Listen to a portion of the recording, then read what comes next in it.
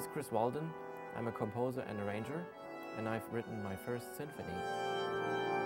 I always wanted to write a symphony, but I always was so busy writing arrangements or doing film scores, so I never really had the time to start on it. And about 2 months ago, when I suddenly did find myself with some free time at hand, I thought, if I don't do it now, then I probably will never do it. As an inspiration, I chose the 4 elements: earth, water, air, and fire. And I hope to capture the feel of the 4 elements acoustically with my music. Thank you. Perfect. I wrote the symphony for a full symphony orchestra, and in this case, it consists of 79 musicians. You know, rolling into this big soundstage, and it's full of all these people. The best musicians in town were there, and it's always an honor to get to work with them. When we opened the mics, the sound just exploded. It was just amazing. I knew it was going to be one of those great days where there's going to be some great music going on, and the orchestra really rose to the occasion, and I think that people were excited to get the opportunity to play that music. The musicians could get what I call beyond the notes. It's not just a read-through, they could start really putting a performance, a musical performance into it. And really, it was just a great experience. French horns in 238. That's your moment. I think in my writing you can always hear my love for jazz, especially when I write for big band. I know Chris is writing pretty well because I play in his big band, so I've heard a lot of his writing.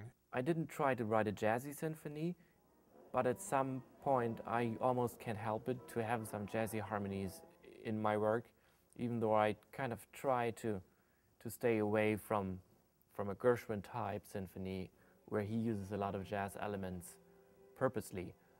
If it's audible in my symphony, then it's more because I can't help it. Chris had a way of using some jazz elements, I guess, in the way that a lot of composers have done, and melding them over into the orchestral side of things, and getting some of those colors out of it. Some of the harmonies, they just had that. I mean, it's not so much the rhythm or anything that obvious. I think some of the harmonies were just absolutely gorgeous, and it added another dimension to the music. So I think listeners will definitely find some jazz influences in my symphony, but they will be very subtle and discreet, so to speak. The first movement of the symphony starts with a Big Bang. Just like the Big Bang, the universe was created with. And the Earth, through its rotation, gives a sound to the universe. And that sound that frequency of the sound is actually a D flat. And even though my symphony doesn't really have a key signature, but it starts out in D flat because of the Earth swings actually in D flat.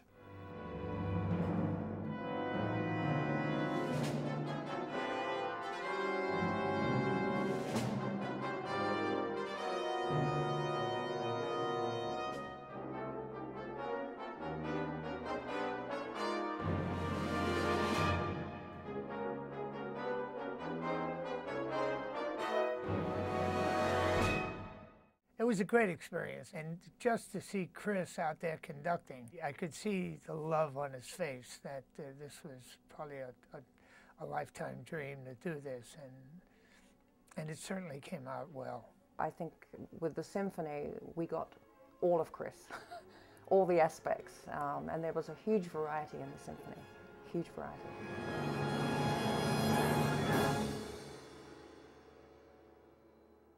Thank you.